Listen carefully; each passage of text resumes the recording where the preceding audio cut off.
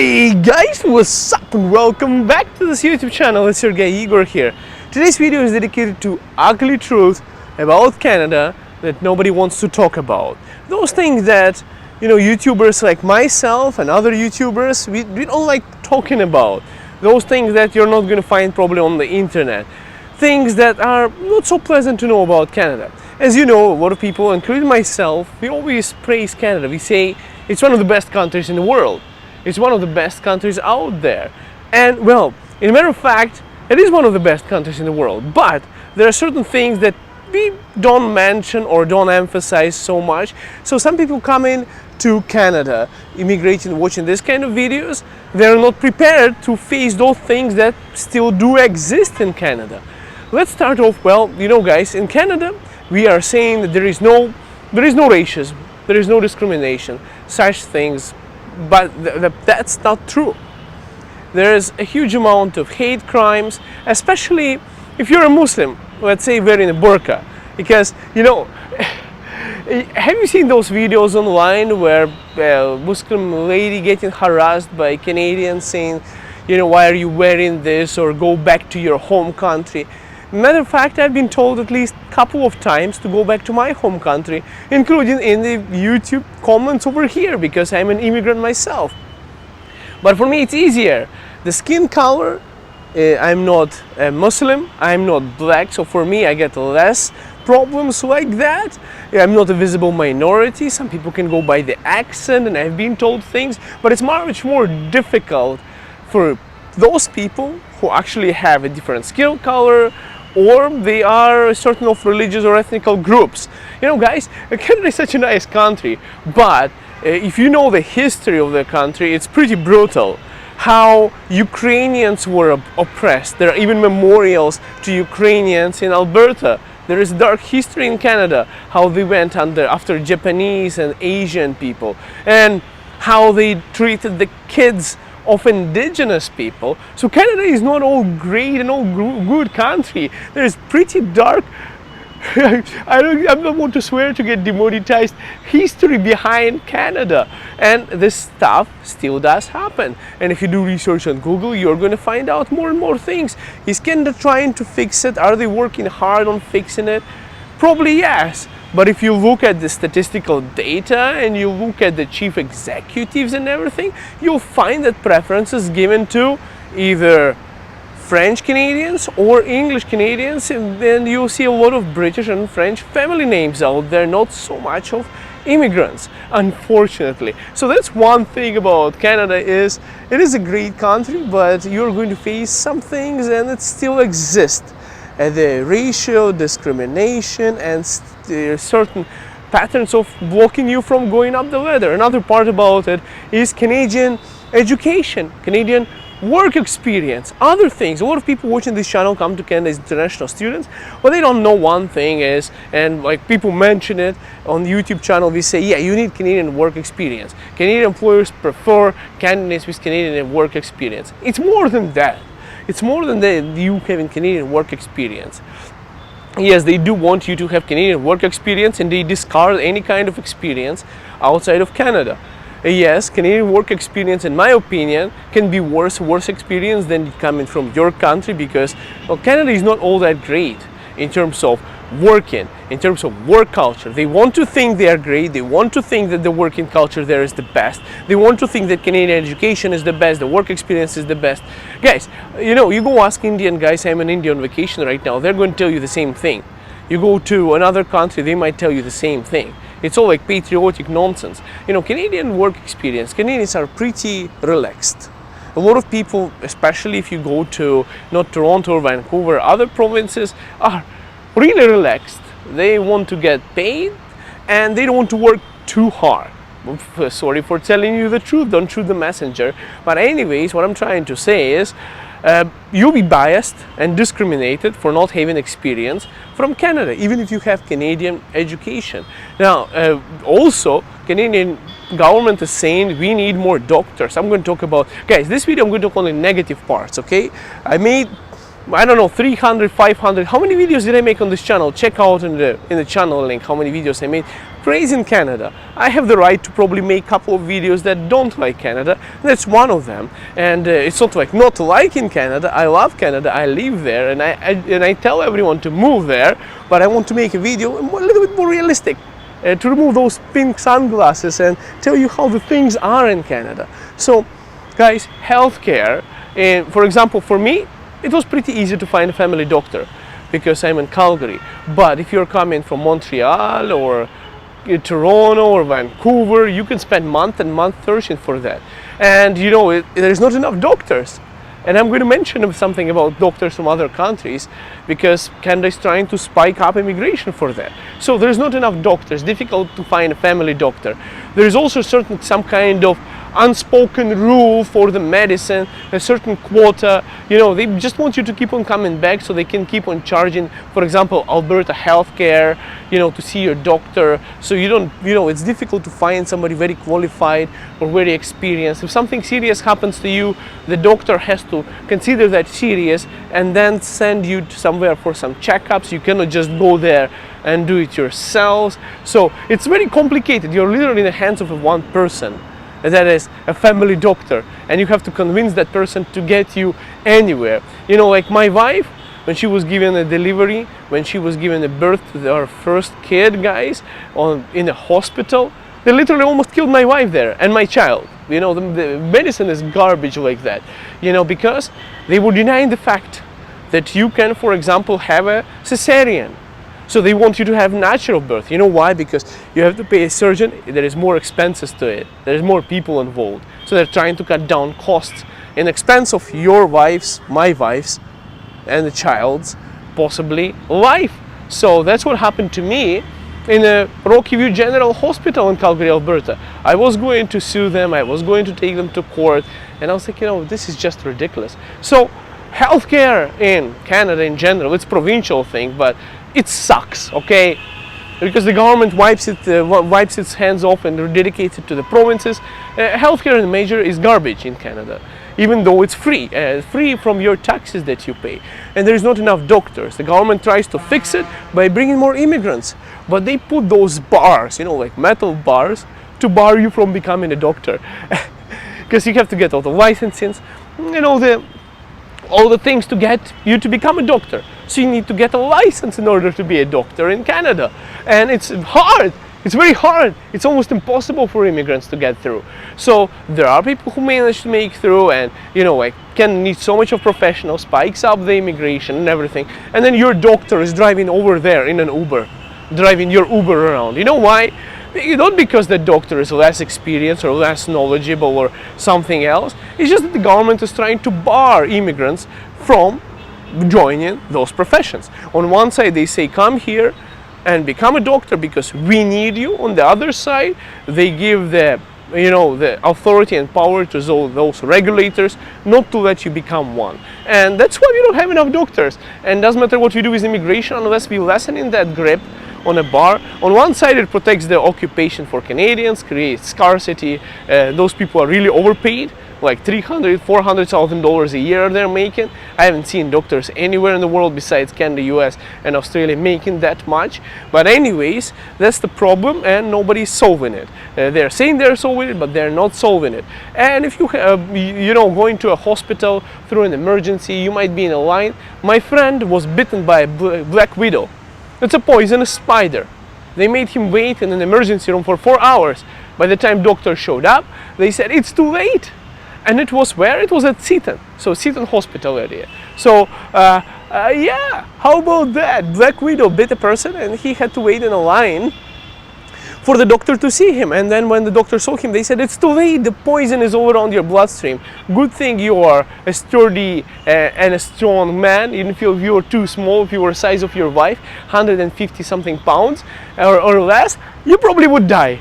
So it's a good thing you have enough fat, you're going to live. So yeah, congratulations, Canadian medicine, bravo. Anyways, let's move on to the next on the list, homelessness. Guys, did you know that homeless people in Canada can actually get access to the drugs? Like, there is a certain budget for druggies to have drugs in Canada. So that's why they're all funky and nice and living a lavish life, not wanting to do anything other than that. So it's one of the biggest cause for homelessness in Canada. In Canada, guys, homelessness is not like in other countries. It's more of a choice, I would say. Like, guys, don't throw a stone at me right now and say you are so wrong. There are people that need help, people that are... Guys, I made a video about homelessness in Calgary. I interviewed homeless people. And I want to tell you something, guys. I talked to homeless people in Calgary, and I found a lot of people that are by choice, not by need. It's either by choice, by addiction, or some mental disability. Yeah, they do need help, and we have to be helping. But a lot of people would be like, how does Canada have homeless? And it's a pretty big issue. And I was complaining about homelessness in Calgary. I even had friends who watched this channel, moved to Canada, stayed in downtown, and they were like, wow, why, like, there's nobody except homeless people around. What's going on? And I'm like, well, guys, you haven't seen Toronto, you haven't seen Vancouver yet. That's where you would be amazed by the amount of homelessness out there. Calgary is nothing. And people who are coming from Vancouver or Toronto, they can confirm that. So, yes, there is an issue with the homelessness. And, you know, it's they have shelters, they have things, they're trying to do something.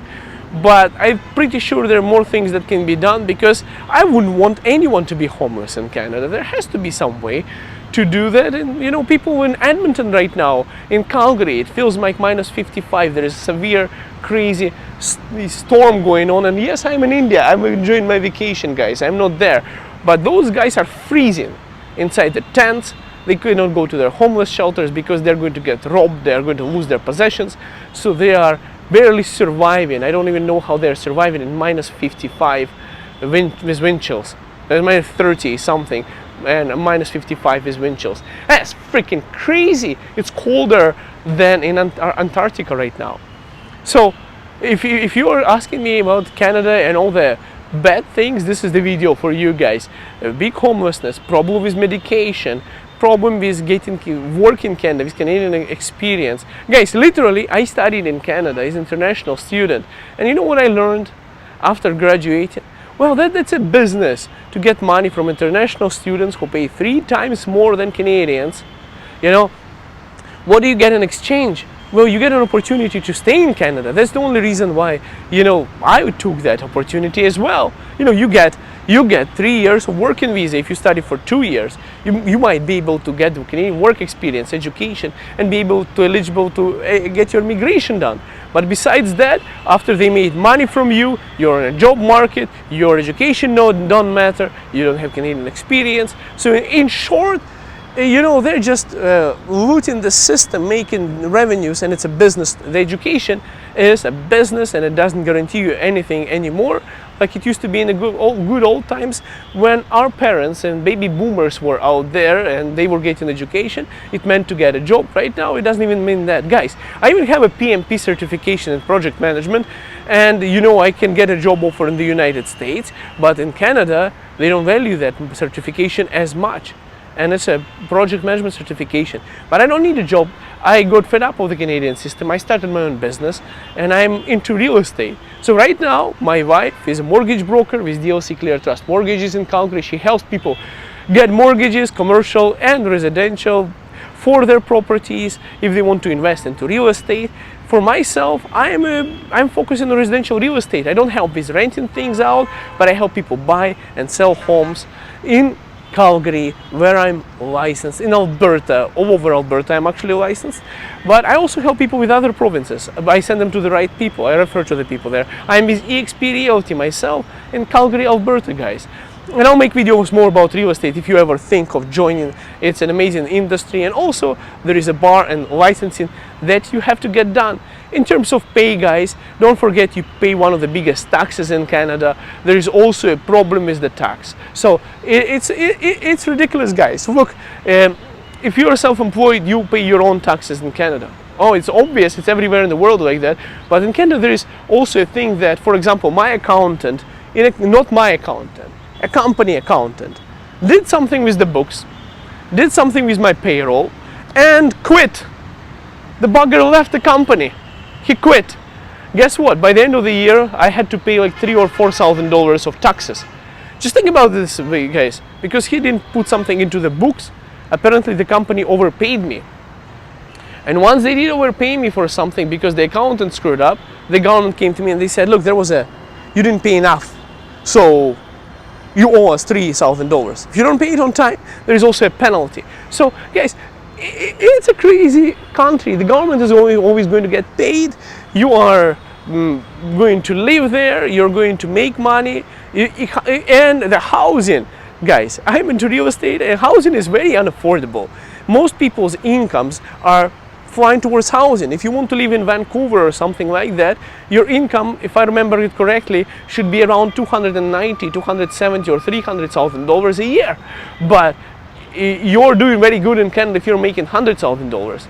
And those people would go and still buy houses. How would they buy houses if they don't have enough income? Just blows my mind. I don't know. I honestly don't know how they do it in Toronto and Vancouver. My assumption is financial fraud, faking documents, or things like that. That's my assumption. I cannot prove it, but I assume that people in Toronto and Vancouver should in no way be able to own what they own with their incomes. This is my assumption. That's probably what happens there. Is it the right thing to do? Absolutely not. Is it a crime? Yes, it is a crime. Can you get charged for it? Absolutely. Should you be doing it? No. But how do you buy? How do they buy? How do they buy those houses in Toronto? And those people who don't want to break the rules, those people who want to afford something, they do a smart decision. They move to Calgary. It's half the price. It's way more affordable, and you don't have to break any laws or anything to be able to afford with your current salary. And if you have a job transfer to Calgary, you're going to probably make more money. So those guys are one of the biggest things about Canada. It's a really dark place out there, guys. And I have to bring this up to you just so that you know, besides all the positive things that I mentioned in hundreds of my videos now over the past 5 years, I have to tell you guys the dark things about Canada. A lot of things like medicine, the housing, the incomes, and the taxes, and discrimination in terms of your employment history, in terms of your gender, in terms of your skin color, all those things together. It might feel very depressing in that way, pretty sad. But besides that, I want to say that Canada is unlike most other countries. Number one, it's doing something about it. You have the freedoms to change it. I'm working on informing you, and I'm contributing towards the change to make things better in Canada. And it's still one of the most free countries, best standard of living in the world out there. So it is a freaking best country out there. Unfortunately, in other countries, you don't even have a right to talk about the things that I talk to you right now. So in that way, we are blessed to be Canadians, to live in Canada, and to be able to shape our own future. I just want to inform everyone on the things that are out there, so this can change for a better thing. Yes, Canada had a dark history, especially with Indigenous people. It's like, I didn't even know that when I moved here. And I was like, really? And then I didn't know about the Ukrainians being oppressed in Alberta. I was like, really? And then Asians during World War II, especially Japanese, like, what? Seriously? Canada? What? We have such a brand of such a beautiful country, but the past is dark. But anyways, this is the situation, guys. It's getting better, and by saying these things out loud, I'm sure we can fix them and make them better, guys. I'm not going into politics yet. Let those guys do it. Let them fight between each other, guys. The Britishers and the French guys, and a couple of Punjabi guys that finally were able to get into parliament, But anyways, I hope things are going to get better. I hope our politicians are working hard to change things, and I hope they watch this video and make things better for us to live in Canada. And guys, you'll see you in Canada. Still the best freaking country in the world, and I highly recommend. It changed my life forever. I've never had such a life, and I probably wouldn't have if I wasn't in Canada in the way it is, because it's beautiful, it's amazing, great opportunities for me, for kids, for the family, and for all of you guys who are coming here. Don't get depressed. Things that I mentioned about, they might be touchy, but we'll make it through, and we'll make this country better. See you guys in the next video. Bye for now. I'm soon be back from vacation from India in about a month from now. See you soon.